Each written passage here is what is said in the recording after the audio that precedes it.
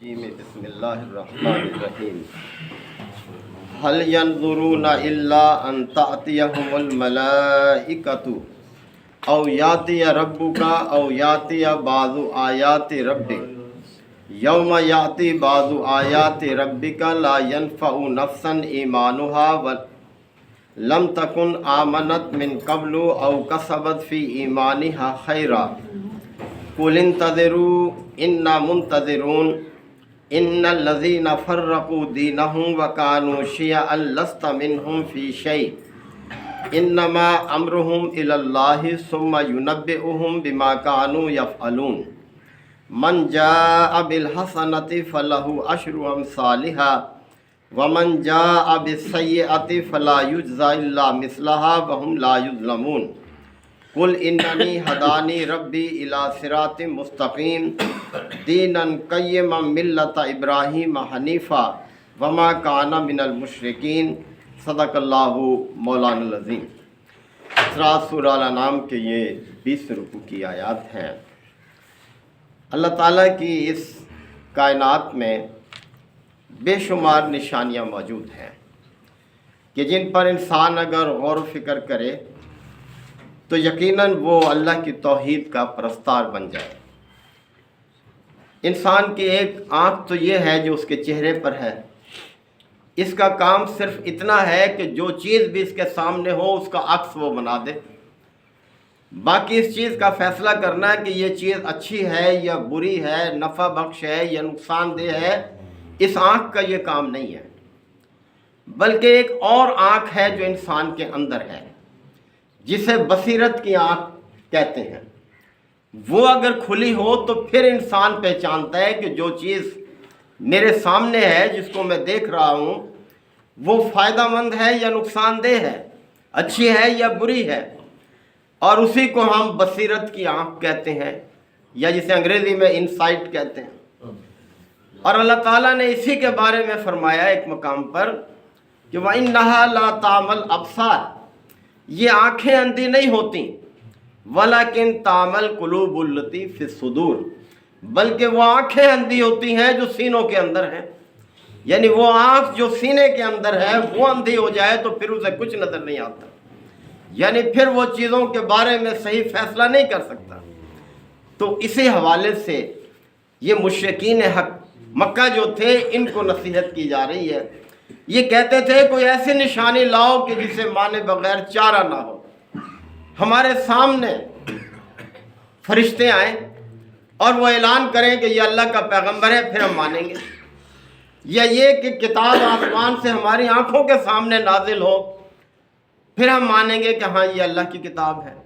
تو پچھلی آیات میں یہ گزر چکا کہ اگر ہم ایسا کر بھی دیں پھر بھی یہی کہیں گے کہ یہ تو جادو ہو گیا ہے ہمیں، یعنی ان کا کیا علاج، ان کا جن کی اندر کی آنکھ بند ہے وہ کوئی صحیح فیصلہ نہیں کر سکتے۔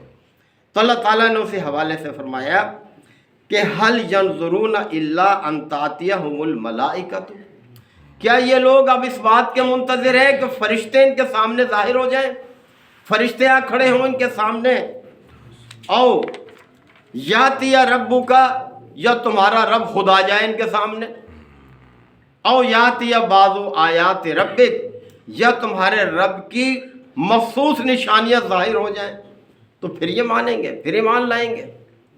ایسا ایمان اللہ کو قبول نہیں ہے۔ فرمایا یوم یاتی بعض آیات ربک، جس روز تمہارے رب کی مخصوص نشانیاں ظاہر ہو جائیں گی۔ مخصوص نشانیاں مراد ہے قیامت کے دن کی نشانیاں، جب وہ ظاہر ہو جائیں گی، لا ينفع نفسا ایمانها لم تکن آمنت، تو پھر ایسے شخص کا ایمان لانا، یعنی اس موقع پر ایمان لانا، اس کے لیے کوئی نفع نہیں دے گا جو پہلے سے ایمان نہ لایا۔ اس وقت آثار قیامت دیکھ کر اگر کوئی کہے کہ میں اب ایمان لاتا ہوں تو کیا فائدہ اس کے اس ایمان لانے کا؟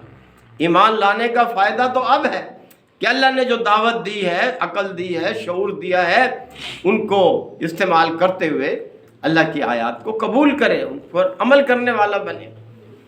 تو فرمایا کہ اس وقت ایمان لانا کسی کے لیے فائدہ مند نہیں ہوگا جو پہلے سے ایمان نہ لایا ہو۔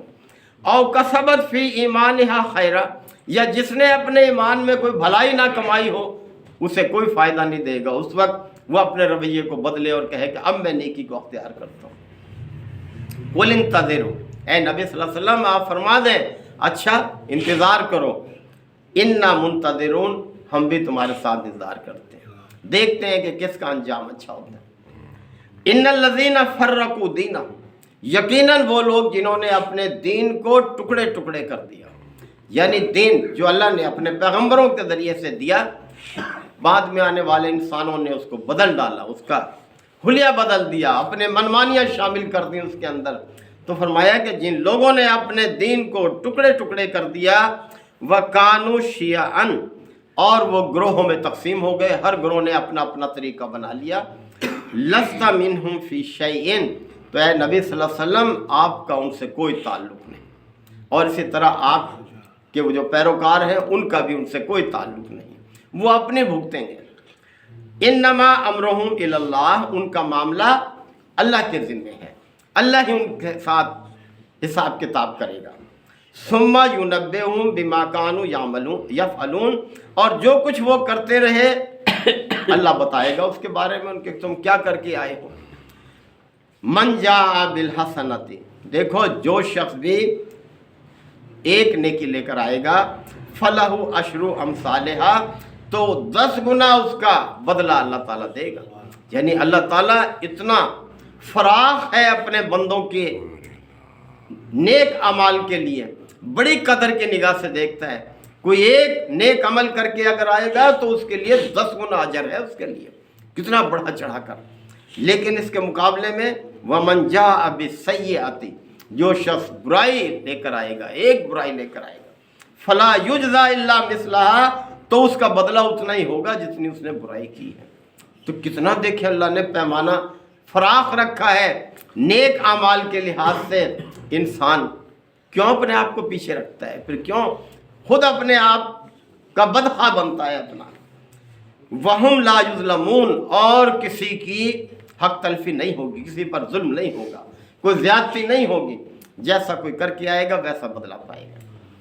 قُلْ إِنَّنِي هَدَانِي رَبِّي إِلَىٰ صِرَاطٍ مُسْتَقِيمٍ، اے نبی صلی اللہ علیہ وسلم فرما دیں میرے رب نے مجھے سیدھے راستے کی راہ دکھائی ہے، سیدھے راستے کی ہدایت دی ہے، یعنی وہ راستہ جو اللہ کا بتایا ہوا راستہ ہے، اس راستے کی اللہ نے مجھے ہدایت دی ہے۔ دیناً قیماً، بالکل صحیح راستہ ہے، وہ صحیح راستہ ہے، یعنی جو اللہ کا دیا ہوا راستہ ہے۔ ملت ابراہیم حنیفہ، اور وہ وہی راستہ ہے جسے یکسو ہو کر ابراہیم نے اختیار کیا تھا۔ اے اہل مکہ، تم ابراہیم کی اولاد ہونے کا دعویٰ کرتے ہو، ابراہیم کے ساتھ نسبت جوڑتے ہو، لیکن ابراہیم کے ساتھ نسلی تعلق کوئی حیثیت نہیں رکھتا۔ اصل تعلق تو دین کا تعلق ہے کہ جس راستے کو ابراہیم نے اختیار کیا اس راستے کو اختیار کرو، پھر ہے تمہاری نسبت ابراہیم کے ساتھ۔ وما کان من المشرکین، اور وہ تو مشرکین میں سے ہرگز نہیں تھا ابراہیم، وہ تو یکسو مسلم تھا، حنیف تھا۔ حنیف کا مطلب ہوتا ہے جو ہر طرف سے کٹ کر اللہ سے رجوع کر لے، اللہ کے ساتھ جڑ جائے، اس کو حنیف کہتے ہیں۔ تو وہ تو یکسو مسلم تھا، اور تم نے دیکھو کیا کیا ہوا ہے، جو گھر اس نے بنایا تو اس کے گھر کے اندر تم نے سینکڑوں بت سجا رکھے ہیں جن کی سیوا کرتے ہو۔ حدیث پاک میں آتا ہے نا کہ 360 کے قریب بت تھے جن کی وہ سیوا کرتے تھے، ان کے آگے جھکتے تھے، مرادیں پیش کرتے تھے، نظر و نیاز چڑھاتے تھے۔ تو ابراہیم کا تو یہ کام نہیں تھا۔ ابراہیم نے تو دیکھیں بڑی مشہور وہ واقعہ ہے کہ جب سب لوگ چلے گئے اپنے میلے ٹھیلے میں، اٹھایا کلہاڑا اور جا کر ان بتوں کو پاش پاش کر دیا۔ کیا بگاڑا ان بتوں نے ابراہیم کا؟ یعنی وہ تو خود اپنی مدد نہیں کر سکتے، اپنا بچاؤ نہیں کر سکتے، کسی کے کیا کام آئیں گے۔ تو فرمایا جا رہا ہے کہ وہ تو یکسو مسلم تھا، تمہیں کیا نسبت ہے ابراہیم سے؟ ابراہیم کا اسوہ تو دیکھو کیا تھا۔ تو اسی چیز کی طرف ہمیں دعوت دی جا رہی ہے کہ ہم یکسو ہو کر اللہ کے مطیع بن جائیں، اللہ کے دیے ہوئے طریقے کو اختیار کریں، اس پر عمل کرنے والے بننے۔ اللہ تعالی ہم سب کو عمل کی توفیق عطا فرمائے۔ وآخر دعوانا الحمدللہ۔ الحمدللہ وکفا وسلام علی عبادہ الذین اصطفیٰ ربنا آتنا فی الدنیا حسنۃ وفی الآخرۃ حسنۃ وقنا عذاب النار وادخلنا الجنۃ مع الابرار یا عزیز یا غفار یا رب العالمین ربنا ظلمنا انفسنا وان لم تغفر لنا وترحمنا لنكونن من الخاسرین ربنا لا تؤاخذنا ان نسینا او اخطانا ربنا ولا تحمل علینا اصرا كما حملته على الذين من قبلنا ربنا ولا تحملنا ما لا طاقة لنا به واعف عنا واغفر لنا وارحمنا انت مولانا فانصرنا على القوم الكافرين یا شافی الامراض اشف مرضانا ومرضى المسلمین یا قاضی الحاجات اقض حاجاتنا وحیات المسلمین اللہم انصر الاسلام والمسلمین اللہم دمر اعداء الدین ربنا تقبل منا انک انت السمیع العلیم وتب علینا انک انت التواب الرحیم صلی اللہ تعالی علی خیر خلقہ محمد و آلہ وصحبہ اجمعین.